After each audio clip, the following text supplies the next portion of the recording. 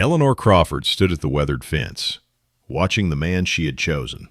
Thomas knelt in the dirt beside his 7-year-old daughter, his large hands guiding her small ones on the hammer. The gate hung crooked, broken from last week's wind. He spoke quietly, never raising his voice when she missed the nail. "Easy now, Sarah. Feel the weight before you swing." The little girl tried again. The nail bent sideways. Thomas smiled and pulled it free without a word of frustration. His 5-year-old son, James, sat nearby on a stump, watching with solemn eyes. Eleanor had made her decision 2 weeks ago, but her sister's words still echoed. "You're marrying down, Eleanor, a poor widower with 2 children and nothing but that sad little farm." The cabin behind them sagged in places. Smoke curled from a bent chimney. 3 shirts on the clothesline, all mended at the elbows. 1 pair of good boots by the door. But Eleanor had watched this man for 3 months. She'd seen how he read to his children every evening, even when exhausted from field work.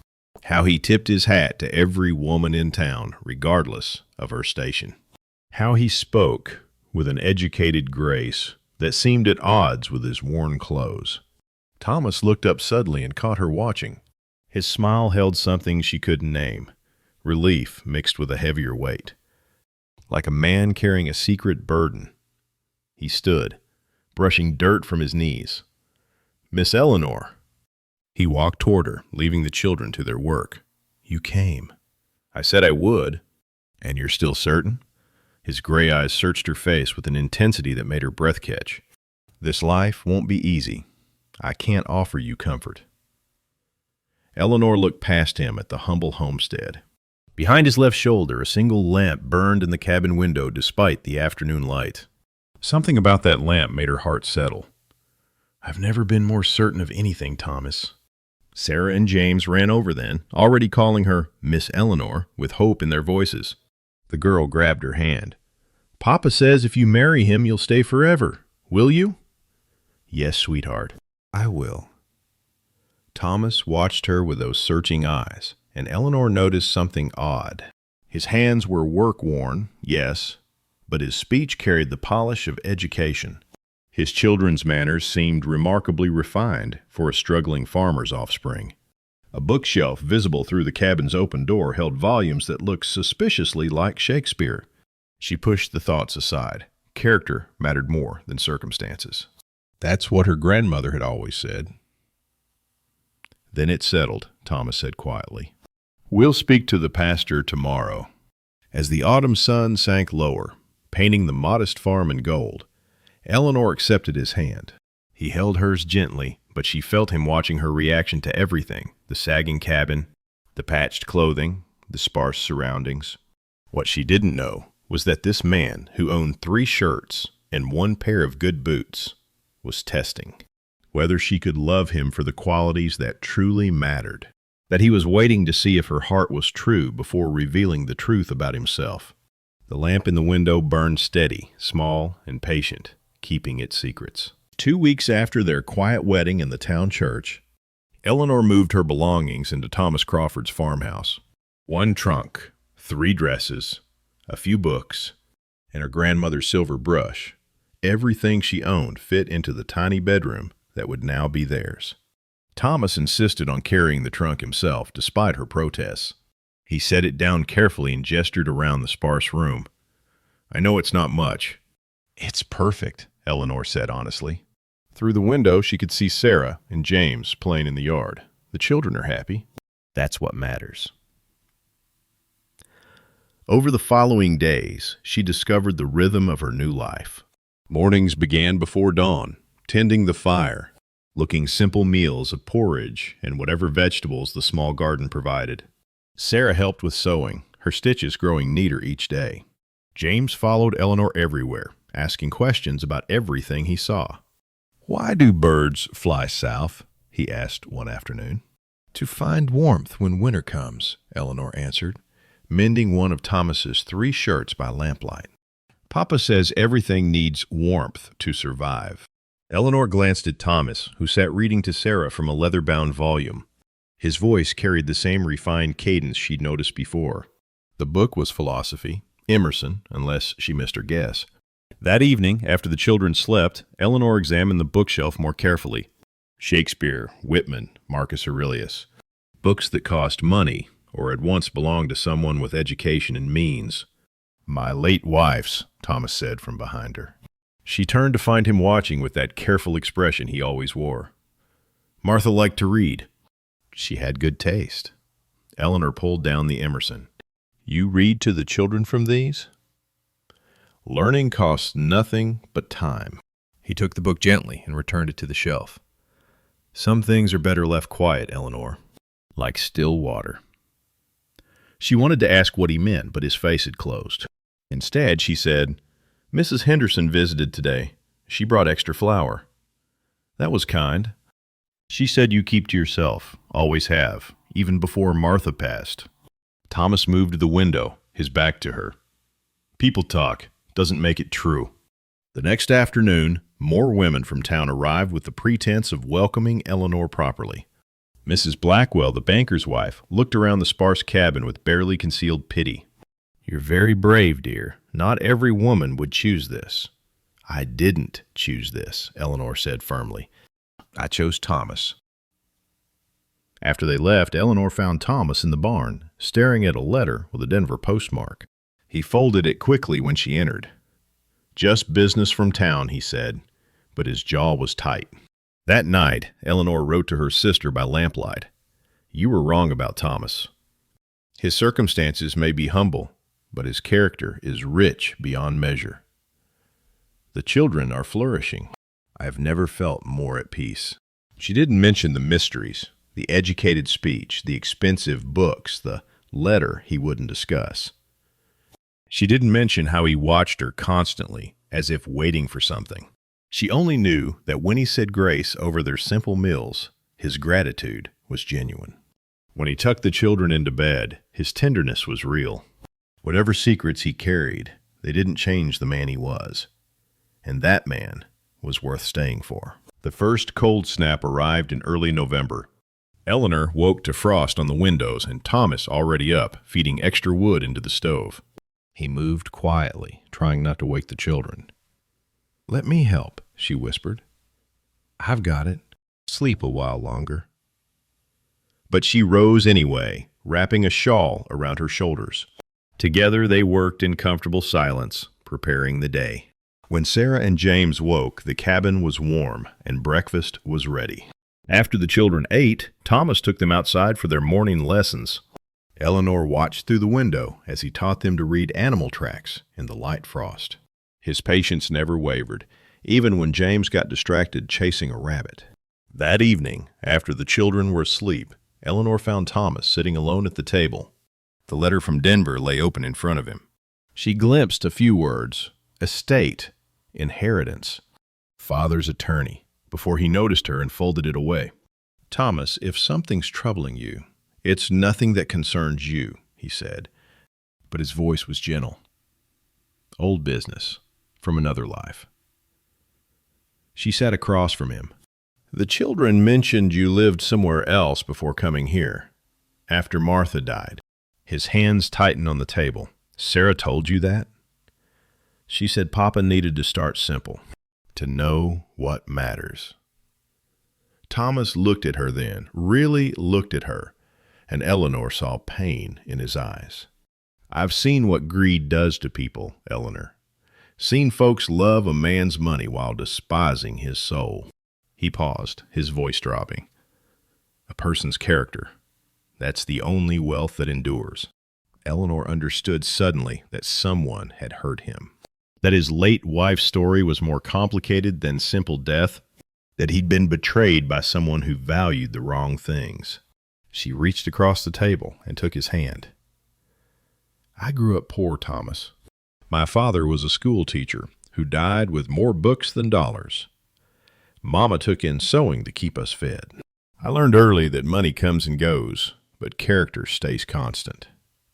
He gripped her hand tightly. "Are you content here, Eleanor? Truly content?" "I've never been happier. You and the children, you're everything I need." his eyes filled with something like pain and hope mixed together. For a moment she thought he would tell her everything, but he only squeezed her hand and stood. "You're a good woman, better than I deserve."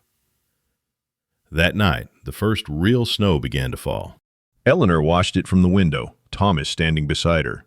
The flakes drifted down soft and steady, covering the humble farm in white. She didn't need to know his secrets. She knew his heart. That was enough. She wrote once more to her sister before sleeping. "I found what I was searching for, not comfort, but truth. Whatever comes, I'm exactly where I belong." Outside, the snow fell heavier. Thomas stood at the window long after Eleanor slept, watching the white world and making a decision. His test was working. She'd proven herself in every small way. But winter was coming, and with it, a reckoning he couldn't avoid much longer. The time for truth was approaching, whether he was ready or not. Mid-November brought serious cold.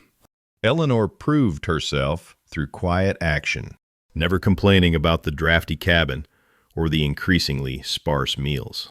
She stretched their supplies with a skill that impressed even Mrs. Henderson, who stopped by one afternoon with extra cornmeal. "You're managing better than most would," the older woman said, eyeing the neat cabin and the children's cheerful faces. "Some folks would have run back to town by now. Why would I run from my family?" After Mrs. Henderson left, Thomas came in from town with provisions, but only the barest essentials, despite Eleanor knowing the mercantile had better goods available. Flour, salt, a bit of dried meat. Nothing extra. She watched him count the coins carefully before putting them away, watched how he studied her face for disappointment. She smiled and started planning meals that would make the supplies last. "Thank you for providing for us," she said simply. Something shifted in his expression. Pride mixed with guilt, and again that sense he was testing her against some private standard. The next afternoon they worked together repairing the barn. A section of wall had rotted through, letting wind whistle through. Eleanor held the board steady while Thomas hammered, their breath forming clouds in the cold air. "You're stronger than you appear," he said when they finished. "Strength isn't always about muscle." Eleanor met his eyes. "Sometimes it's about choosing to stay when leaving would be easier." His hammer stilled. "Is that what you're doing? Staying when you'd rather leave?" "No, I'm staying because there's nowhere else I'd rather be." For a long moment they stood there in the cold barn, something unspoken passing between them. Then James called from the cabin, and the moment broke. That evening, an invitation arrived for the town's harvest festival. Eleanor saw Thomas tense as he read it. "We should go," she said. "The children would enjoy it." "Eleanor, the other families. They'll be showing off their prosperity, new carriages, fine clothes. We'll look like what we are, a family." He studied her for a long moment, then nodded. "All right, we'll go." The week before the festival, Eleanor used scraps to make the children new shirts. Nothing fancy, but clean and neat. She mended her own best dress, the blue one she'd worn to their wedding. Thomas brushed out his one good jacket. On the morning of the festival, Eleanor suggested they bring preserves she'd made from their small garden. "That's perfect," Thomas said, and his whole face softened. "Simple and honest. That's exactly right." She noticed he said it with relief, as if she'd passed some invisible test. The thought troubled her, but she pushed it aside. Whatever he needed to see in her, she could only be herself. As they loaded the wagon that afternoon, Eleanor caught Thomas watching her again, with that careful, measuring gaze. She wondered what he was looking for, wondered if he'd ever truly tell her. The children chattered excitedly as they drove toward town. Eleanor sat beside Thomas on the wagon bench, feeling his tension in the set of his shoulders. She touched his hand briefly. "It'll be fine," she said.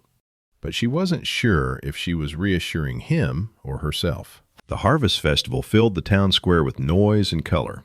Families displayed their prosperity like peacocks spreading feathers. The Mortimers arrived in a new carriage.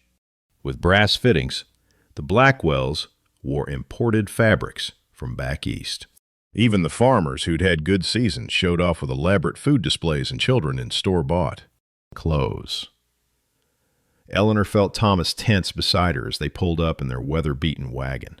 Sarah and James looked around with wide eyes at the decorations in abundance. "Stay close," Thomas said quietly, helping Eleanor down. They made their way through the crowd, Eleanor carrying her jar of preserves. Some women nodded politely. Others offered pitying glances that made Eleanor's spine stiffen. Mrs. Blackwell actually patted her arm. "How brave you are, dear, making the best of things." Eleanor smiled tightly and moved on. At the food tables, she set down her preserves between elaborate pies and expensive imported jams. They looked humble by comparison, but honest. She was proud of them. The children ran off to play with others their age. Thomas stood with the men, but apart, his shoulders rigid. Eleanor saw how the wealthy ranchers excluded him from their conversations, how they turned their backs just slightly. "Mrs. Crawford." She turned to find Lucas Mortimer, the banker's son, smiling at her with too much confidence. He was handsome and knew it, dressed in clothes that cost more than most families earned in a month. "Would you honor me with a dance?" Eleanor glanced at Thomas, who was watching. "I'm married, Mr. Mortimer." "Just one dance. Your husband won't mind." He leaned closer. "A woman like you shouldn't waste her beauty on a poor farmer who can't even keep his barn from falling down." The insult landed like a slap. Eleanor's voice went cold. "I'm exactly where I choose to be, Mr. Mortimer, and I choose not to dance with you." She walked away, her heart pounding. Behind her, she heard Thomas's sharp intake of breath. He'd heard everything. When she reached him, he was staring at her with an expression she couldn't read. Pain and pride mixed together. "You defended me," he said quietly. "I defended us. There's nothing to be ashamed of." "Eleanor." "Dance with me, Thomas." He hesitated, glancing at the other couples in their fine clothes. Then he took her hand and led her onto the floor. They must have looked ridiculous, him in his mended jacket, her in her 3-year-old dress, while around them the wealthy families swirled in silk and wool. But Eleanor didn't care. Thomas held her gently but firmly, and they moved together with quiet dignity. She rested her head briefly against his shoulder. "I love you," she whispered. "Do you know that?" His arms tightened around her. "I'm beginning to." The dance ended too soon. As they walked back to the wagon, the Mortimers passed in their fine carriage, Lucas smirking from the window. Eleanor saw Thomas's jaw tighten, saw the shame and anger he tried to hide. The ride home was silent, except for the children's chatter. When they reached the cabin, Thomas helped everyone down, but didn't meet Eleanor's eyes. That night, after the children slept, he came to their room where she was brushing her hair. He stood in the doorway, clearly struggling with something. "Eleanor, I need to tell you."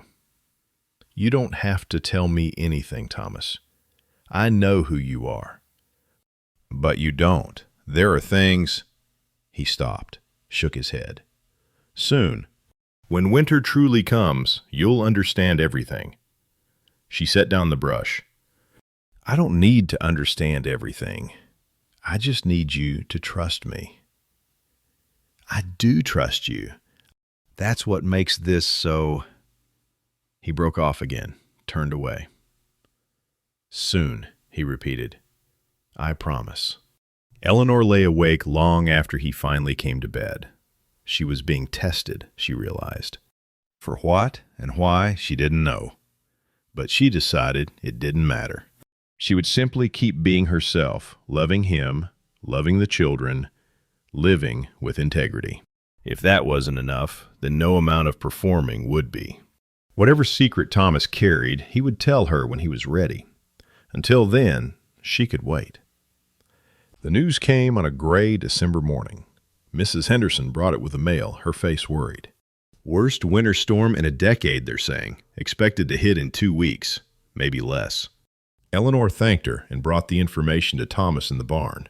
He was checking their firewood supply, his face already grim. "We're short," he said, before she could speak. "I knew we would be, but I thought we'd have more time." Eleanor looked at the modest woodpile, then up at the cabin's roof. Even she could see the weak section where repairs hadn't held properly. "The roof." "I know. And the town's supplies are already running low." The wealthy families bought up everything when they heard the storm was coming. His voice was bitter. "Mortimers probably have enough to last 3 winters. Meanwhile, we—" He stopped himself, but Eleanor heard what he didn't say. Meanwhile, they would struggle. Over the next few days, the situation worsened. Sarah developed a cough that worried Eleanor. James shivered despite every blanket they owned. The cabin was simply too drafty for serious cold. Thomas came back from town one afternoon with only the barest essentials. Medicine for Sarah. A bit more firewood, some extra flour, nothing for roof repairs, nothing for proper winter clothing. "It's all I could afford," he said, and the words seemed to cost him. Eleanor made her decision. "I have money." He looked at her sharply. "What?" "My grandmother left me a small inheritance. I've been saving it." She met his eyes steadily. "This is my family now, Thomas. Let me help." "No." The word came out harsh. "A man provides for his family. I won't take your money." "Even if Sarah's cough gets worse? Even if James freezes?" His face went white. They stood there in the cold cabin, Sarah's coughing audible from the bedroom. Thomas's pride and principle warred with the reality before him. Finally, he nodded once, sharply. "Just enough for medicine and basic repairs, nothing more." They worked together over the following days, patching the roof as best they could, stacking firewood, preparing desperately. Eleanor used every skill she had, sewing extra layers into clothes, making the food stretch further, keeping the children warm and occupied. But she knew it wasn't enough. Even with her grandmother's money, their preparations were inadequate. The cabin would be dangerously cold when the storm hit. Mrs. Henderson stopped by with extra blankets, looked around the sparse cabin, and pulled Eleanor aside. "You're a good woman, Mrs. Crawford. Better than most would be in your circumstances. The whole town's talking about how you defend him, how you work without complaining." She squeezed Eleanor's hand. "You deserve better than this." After she left, Eleanor stood at the window, watching storm clouds gather on the horizon. She didn't feel noble or self-sacrificing. She just felt afraid. Not for herself, but for the children. That evening, she went to find Thomas. He wasn't in the cabin or the barn. She finally found him standing alone in the empty field behind the barn, head bowed, shoulders shaking. She approached quietly. When she touched his shoulder, he turned, and she saw tears on his face. "I never meant it to go this far," he said, his voice breaking.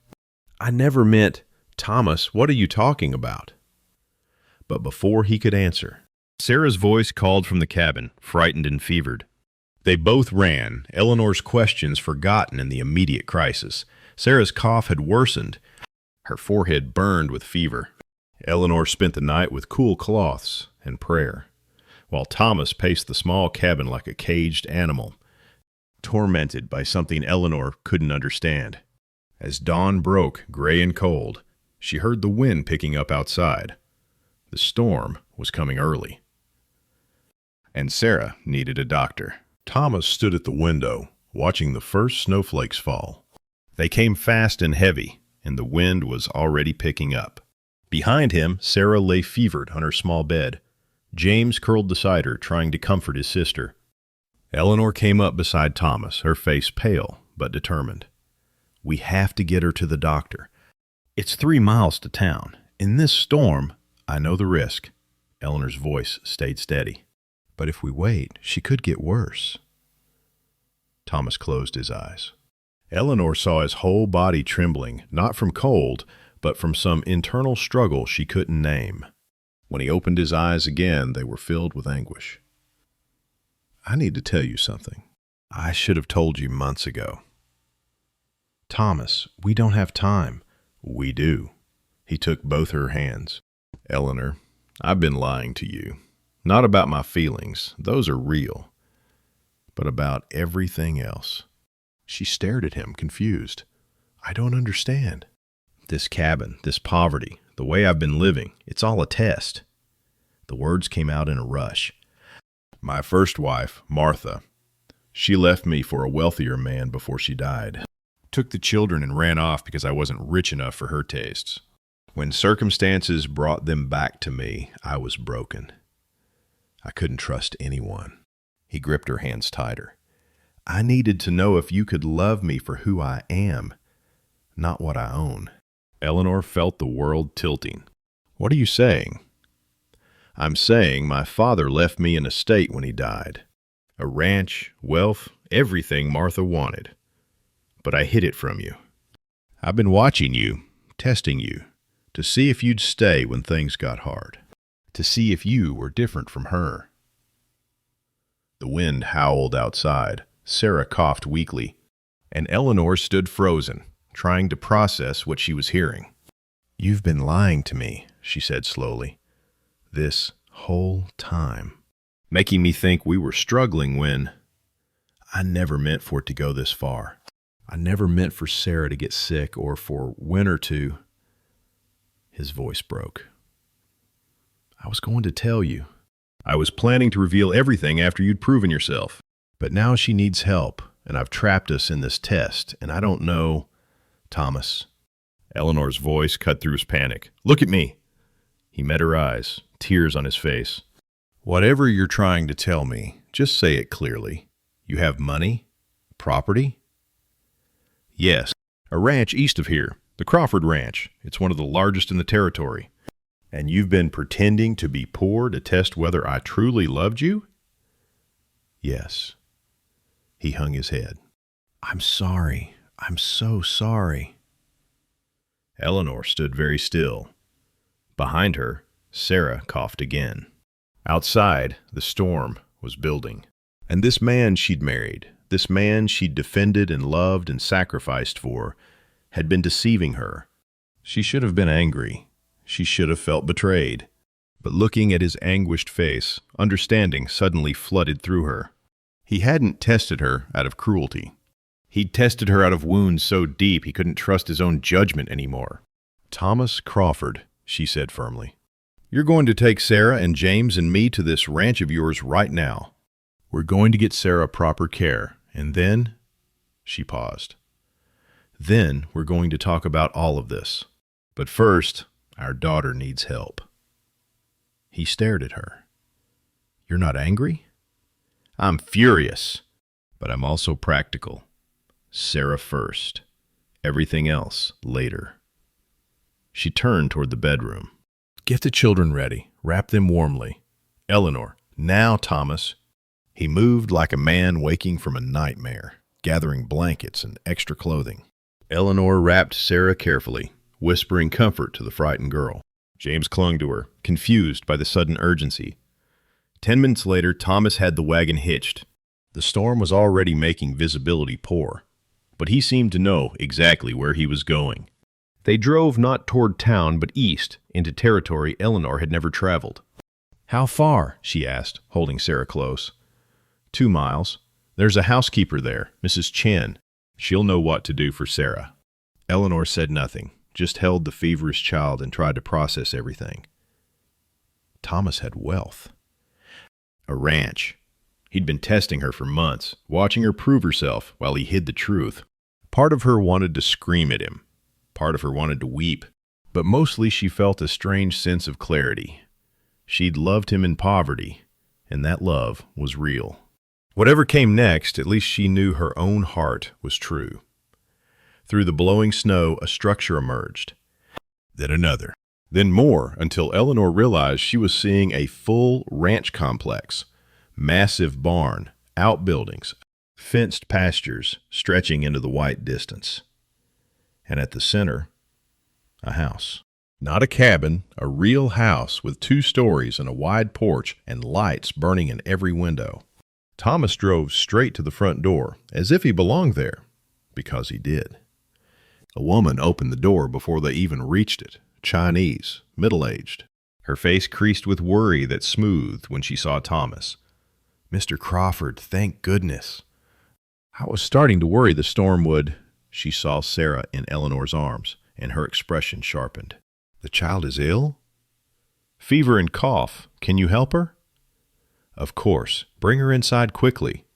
Eleanor climbed down from the wagon, Sarah heavy in her arms, and stepped into warmth.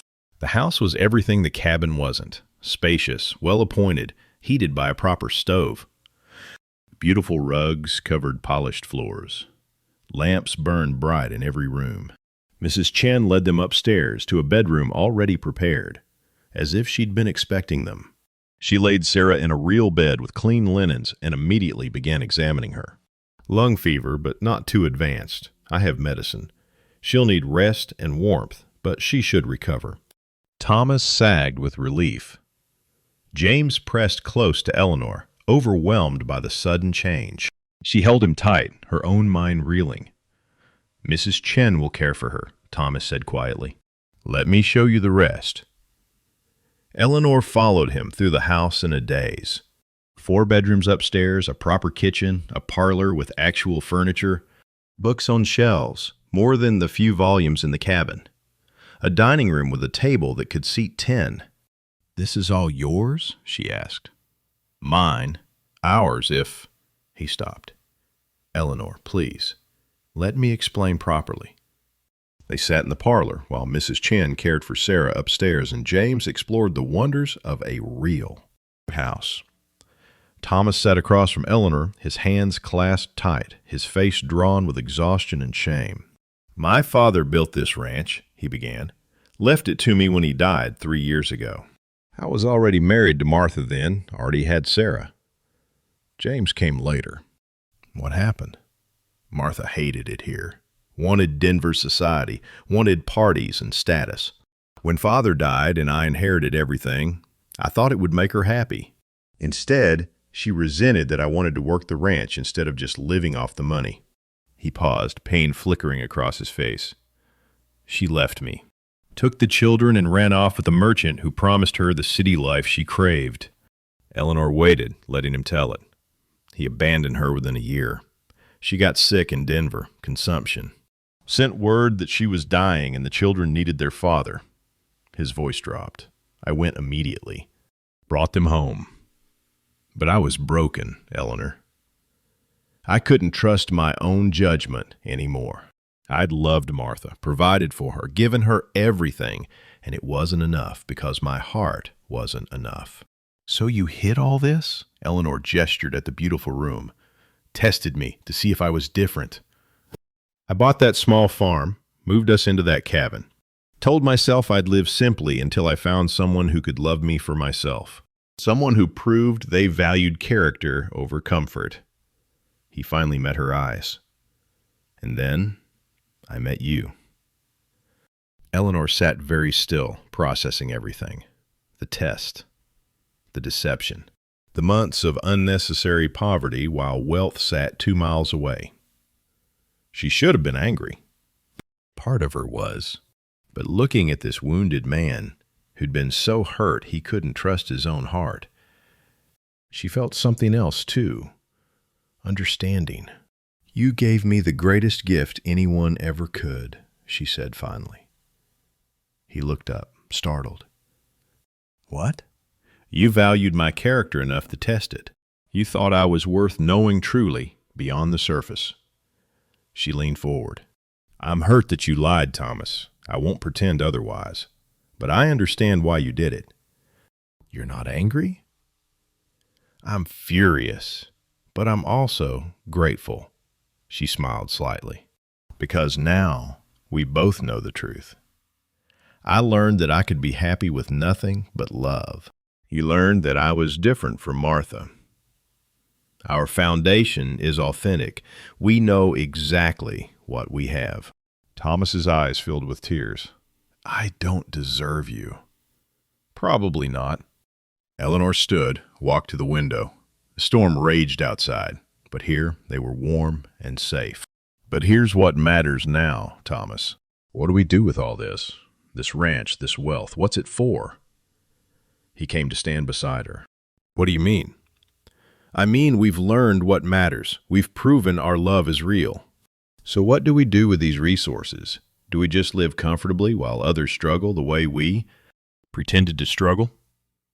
Understanding dawned in his face. No, he said slowly. No, that would make this test meaningless. Exactly, she turned to face him. We use it the way it should have been used all along. We bless others. We help families who are actually struggling, not just pretending. We make this wealth mean something. Thomas took her hands, and this time there was no deception between them. We bless others, he repeated. Together. Together, Eleanor agreed. That's what marriage means. Equal partners, authentic foundation, shared purpose. Upstairs, Sarah coughed once and then went quiet, a healthier sleep settling over her. James called out asking if he could really have the room with the blue curtains, and Eleanor looked at her husband, fully her husband now. No secrets between them, and felt peace settle into her bones. They had work to do, a community to serve, a purpose to fulfill. But first, they had a foundation to stand on, and that foundation was truth. Spring came to the Crawford Ranch with a gentleness that felt like benediction. Eleanor stood at the fence in the soft evening light, watching her husband teach a group of children how to care for newborn calves. Sarah and James were there, healthy and thriving, but so were the Miller children, whose father had died last winter, and the Thompson girl whose family had nearly lost everything to debt. Thomas knelt in the grass, guiding small hands, just as he'd done that first day at the old cabin. But everything else had changed. The ranch had become a beacon of generosity across the territory. Thomas and Eleanor had spent the winter making good on their promise, helping struggling farmers with fare, loans, providing employment for those who needed work, hosting a school for children whose families couldn't afford education. Eleanor taught reading 3 afternoons a week in the ranch's converted bunkhouse. 20 children came now, from toddlers to teenagers, all learning together. She'd discovered she had a gift for teaching, for making words come alive on the page. Thomas had reclaimed his position among the territory's landowners, but he was different now. His time in poverty had changed him, given him empathy and understanding he'd lacked before. He led with compassion rather than distance, and other ranchers had started following his example. "Miss Eleanor!" James ran up, his face bright with excitement. "Papa says I can help with the spring planting. Real help, not just watching." "That's wonderful, sweetheart." Sarah came next, walking carefully with a younger girl holding her hand. "This is Emma. She's new at school.